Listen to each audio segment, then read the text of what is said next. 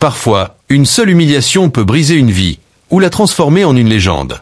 Une salle de réception luxueuse, chandeliers étincelants, rires qui fusent. Au milieu de ce décor, une femme noire, élégante dans sa robe bleue, décroche son téléphone. Face à elle, une famille de milliardaires blancs ricanent, la pointe du doigt comme si elle n'était qu'une domestique. Et pourtant, ce qu'elle va faire ensuite, personne ne l'avait imaginé. Patientez, la vidéo complète sera disponible à 18 h. Si vous avez des idées d'histoires pertinentes, n'hésitez pas à les partager en commentaire. L'humiliation. La salle brillait comme un palais de lumière. Des lustres en cristal descendaient du plafond, diffusant une clarté dorée sur les murs recouverts de tentures rouges et or. Les serveurs, gantés de blanc, glissaient entre les invités, portant des plateaux d'argent remplis de coupes de champagne qui pétillaient sous les rayons des projecteurs. Tout respirait l'opulence, le luxe et l'orgueil de ceux qui croyaient que rien ne pouvait leur résister. Au milieu de cette fête où les rires se mêlaient aux notes d'un quatuor à cordes, une femme noire, grande et élégante, se tenait debout. Elle portait une robe bleu nuit qui mettait en valeur sa silhouette. Sa démarche était droite, digne, presque royale, bien que personne ne semblait le remarquer. Dans sa main, un téléphone qu'elle tenait fermement, comme un fil fragile qui la reliait au monde extérieur. Elle observait la salle en silence, tandis que les conversations s'animaient autour d'elle. Certains la dévisageaient avec curiosité, d'autres détournaient les yeux avec condescendance, comme si sa présence troublait l'équilibre de ce monde façonné pour les puissants et les privilégiés. Puis, soudain, la scène bascula. Une femme blonde, vêtue d'une robe écarlate aux épaules nues, leva son verre de vin pétillant et éclata de rire. Ses dents étincelaient sous les projecteurs, son visage rayonnait de cette assurance arrogante que donne la richesse. D'un geste de la main, elle désigna la femme en bleu, et lança d'une voix claire, suffisamment forte pour être entendue par toute la salle. « Et, servez-nous à boire !» Un silence d'une seconde suivit, puis l'assemblée éclata d'un rire cruel. Des hommes en smoking secouèrent la tête, amusés, des femmes en robe de soirée couvrirent leur bouche de leurs doigts parfaitement manucurés pour cacher leur sourire moqueur. Elle, la femme en bleu, sentit son cœur se serrer. Pas à cause de la phrase en elle-même, ce n'était pas la première fois qu'on la confondait avec une domestique, mais à cause du ton, du mépris glacé dans la voix de la blonde, et surtout de l'écho que cela trouva dans les rires collectifs. C'était comme si la salle entière riait d'elle. Ses doigts se crispèrent sur son téléphone. Elle aurait pu tourner les talons. Elle aurait pu répondre, crier, protester. Mais elle ne fit rien de tout cela. Son regard se fixa sur la femme en rouge, et une étrange sérénité se dessina sur son visage. Autour d'elle, les chuchotements reprirent. « Tu as vu ? Elle ne répond même pas. Peut-être qu'elle est vraiment là pour ça. Quelle audace, quand même, d'oser venir habiller ainsi. » Chaque mot, chaque rire était une lame qui transperçait son âme. Pourtant, ses yeux restaient secs, son dos droit, sa dignité intacte. Elle approcha son téléphone de ses lèvres, inspira lentement, et murmura quelques mots qui allaient changer le destin de cette soirée. Annuler l'accord. Immédiatement. Le silence qui parle. Ces mots claquèrent comme une gifle dans le silence de la salle. 3 syllabes seulement, prononcées avec calme, mais qui résonnèrent comme un coup de tonnerre. Annuler l'accord. Immédiatement. Un souffle glacé traversa la pièce. Les rires s'étranglèrent dans les gorges. Les verres qui, quelques secondes plus tôt, s'élevaient pour trinquer, restèrent suspendus dans les airs. Même les musiciens cessèrent de jouer, leurs archets figés au-dessus des cordes. Un serveur trébucha presque en déposant son plateau, comme si l'air était devenu trop lourd à respirer. Tous les regards convergeaient désormais vers elle. Cette femme, qu'on venait de ridiculiser, avait transformé en une fraction de seconde l'atmosphère festive en une scène de tribunal. La femme blonde en robe rouge, encore hilare quelques instants auparavant, laissa son rire se briser en un rictus crispé. Elle ne comprenait pas. Ses yeux cherchaient autour d'elle l'approbation des autres invités, mais ils évitaient déjà son regard, comme s'ils craignaient d'être entraînés dans sa chute. Puis, comme un écho, la nouvelle se répandit. Un murmure d'abord discret, puis amplifié de bouche en bouche. Quoi ? Annulé. Vous avez entendu ? Le contrat de 5 milliards. Ce n'est pas possible. Et soudain, les écrans géants installés dans la salle pour annoncer les chiffres de l'accord s'illuminèrent d'un flash rouge. Un bandeau urgent s'afficha. Annulation officielle du contrat, 5 milliards en jeu. Les visages se décomposent. Des hommes d'affaires pâlirent comme s'ils avaient vu un fantôme. Des femmes, encore parées de bijoux, s'écarquillèrent les yeux, incrédules. Certains sortirent précipitamment leur téléphone, leurs doigts tremblants essayant de vérifier l'information.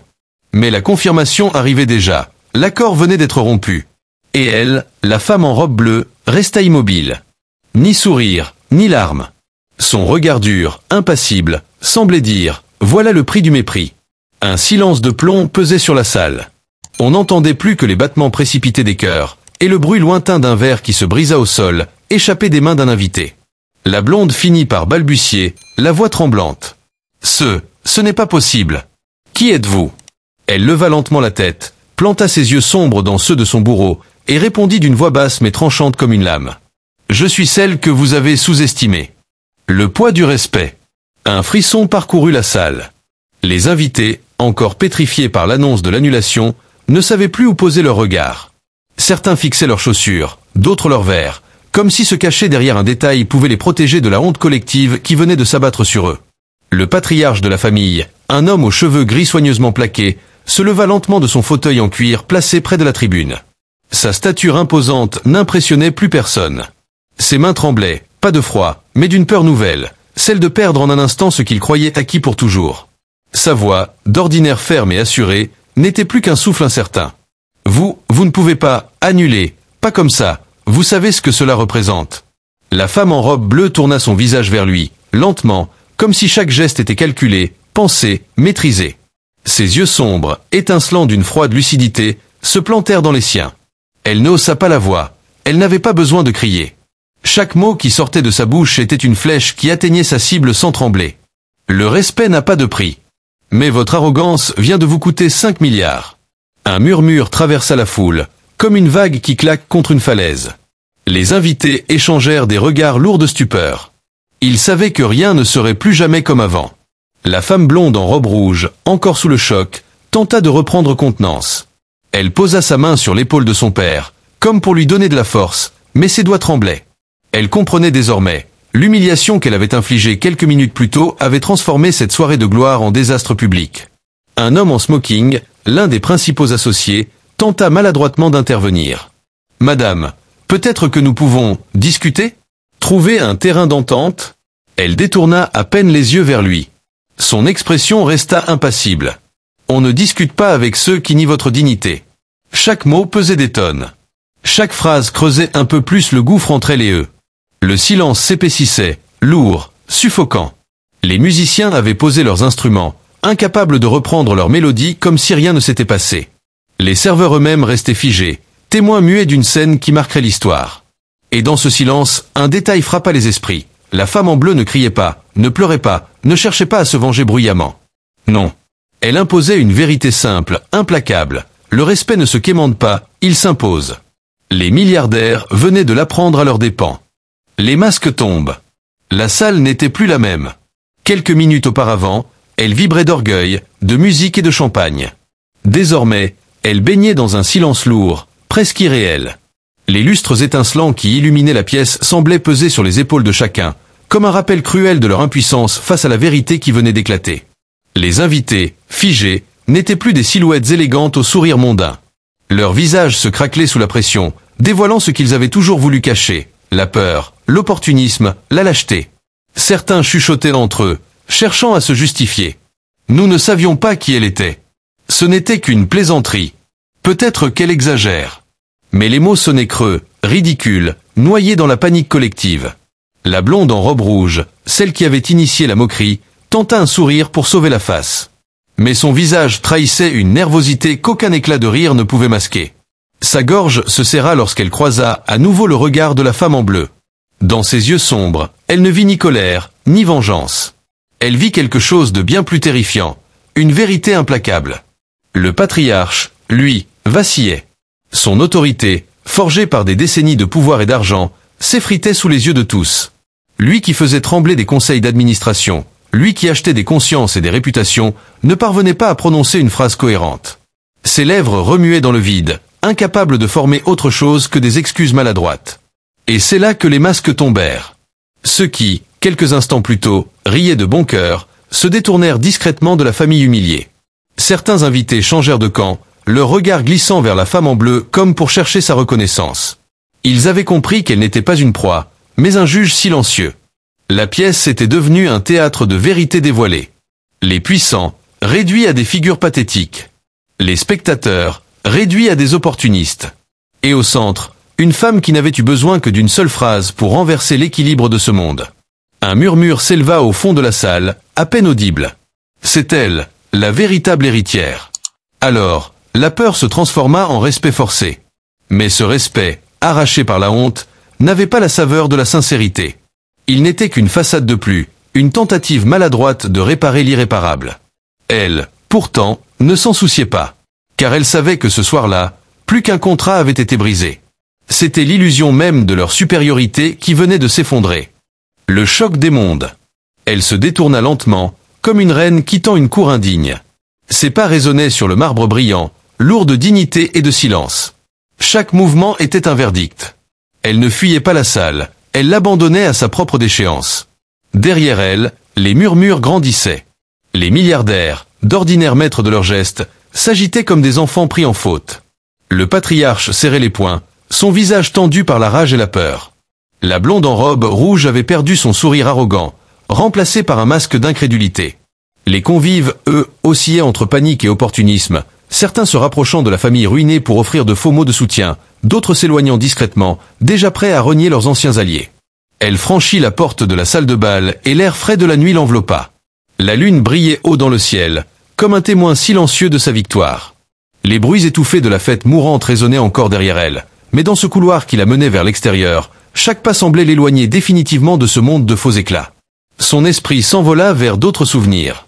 Elle revit les regards méprisants, les sourires condescendants qu'on lui avait adressés tout au long de sa vie. Elle se souvenait des portes qu'on lui avait claquées au nez, des réunions où sa voix n'avait pas compté, des instants où on l'avait réduite à son apparence plutôt qu'à son intelligence.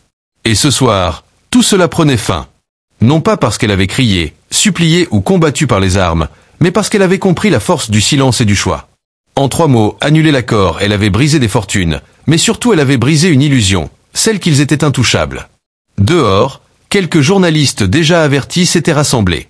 Leurs caméras s'allumèrent dès qu'elle apparut.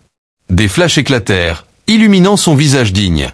L'un d'eux osa poser une question. « Madame, que répondez-vous à ceux qui disent que ce n'était qu'une plaisanterie ?»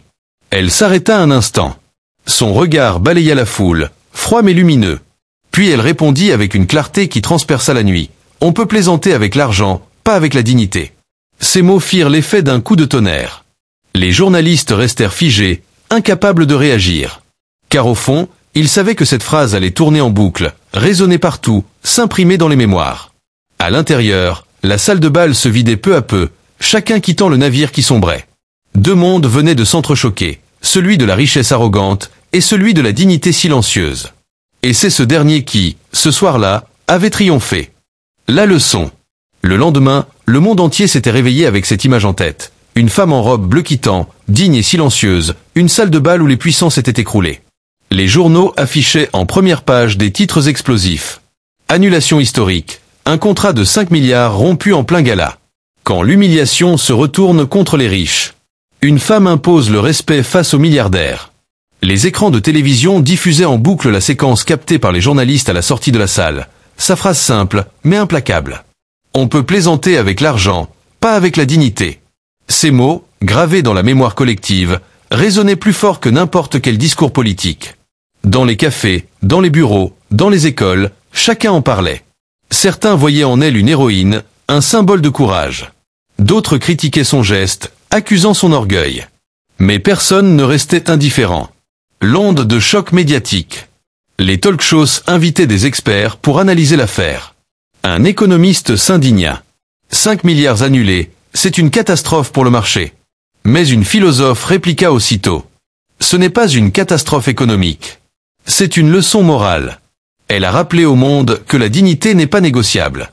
Sur les réseaux sociaux, des millions de personnes partageaient son image. Des hashtags fleurissaient. Respect avant tout. La femme en bleu, dignité 5 milliards. Pour beaucoup, elle devenait une inspiration. La parole rare mais lourde. Et elle, au milieu de ce tumulte médiatique, restait silencieuse.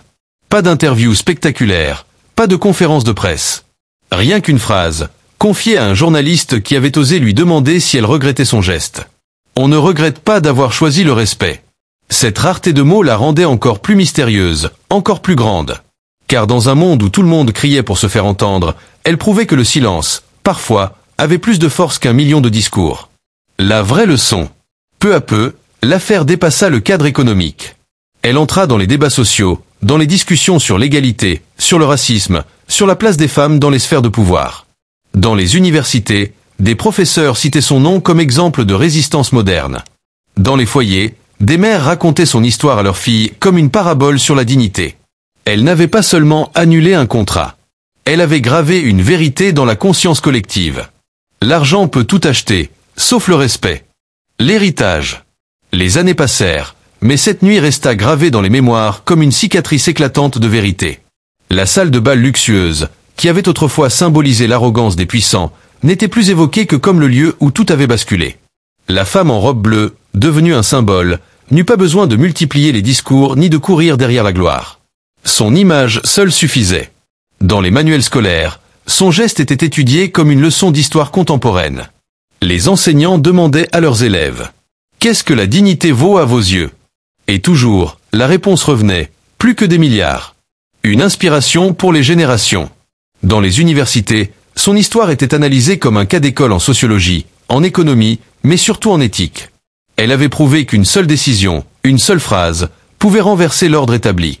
Des associations de femmes, en Afrique comme en Occident, brandissaient son image comme un drapeau. Celle d'une femme qui avait osé se dresser face aux puissants sans hausser la voix, sans violence, mais avec une force intérieure inébranlable.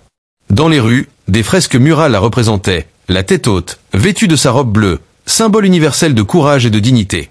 Un monde marqué à jamais. Les milliardaires humiliés ce soir-là ne s'en relevèrent jamais vraiment.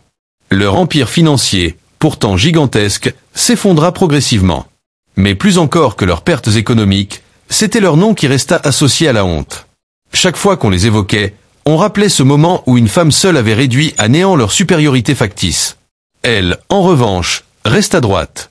Elle ne cherchait pas la vengeance, elle n'affichait pas de triomphe. À ceux qui l'interrogeaient sur son ressenti, elle répondit un jour, calmement. « Je n'ai pas pris leur argent.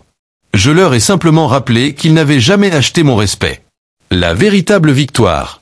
Avec le temps, cette phrase devint un proverbe, une vérité universelle répétée dans les familles, citée dans les discours, inscrite sur les murs des écoles. L'argent peut acheter des contrats, des palais, des couronnes, mais jamais la dignité. Et lorsqu'on racontait cette histoire aux enfants, on ne parlait pas d'un simple gala, ni d'un contrat perdu. On parlait de la nuit où une femme avait choisi de se lever contre l'humiliation. On parlait d'un héritage plus fort que des milliards, l'exemple éternel qu'un seul geste, fait avec courage, peut changer le monde. La dignité éternelle. La salle de bal s'était vidée depuis longtemps. Les lustres, témoins muets de l'orgueil brisé des puissants, brillaient encore, mais leur éclat semblait terne après ce qui s'y était joué. Ce lieu, jadis symbole de grandeur, resterait à jamais associé à une humiliation historique. Non pas celle qu'on avait voulu infliger, mais celle qu'on avait reçue en retour. Dehors, dans le monde réel, l'histoire avait déjà dépassé les frontières. On ne parlait plus seulement d'un contrat annulé, ni d'une querelle entre milliardaires. On parlait d'une femme, d'une voix, d'une vérité. Elle n'avait pas levé le ton, elle n'avait pas frappé, elle n'avait pas couru après la vengeance. Elle avait seulement affirmé ce que beaucoup avaient oublié, qu'aucune fortune, aucun empire, aucune lignée ne peut acheter ce qui fait la vraie grandeur d'un être humain, le respect. Et c'est cela, l'héritage qu'elle laissa derrière elle.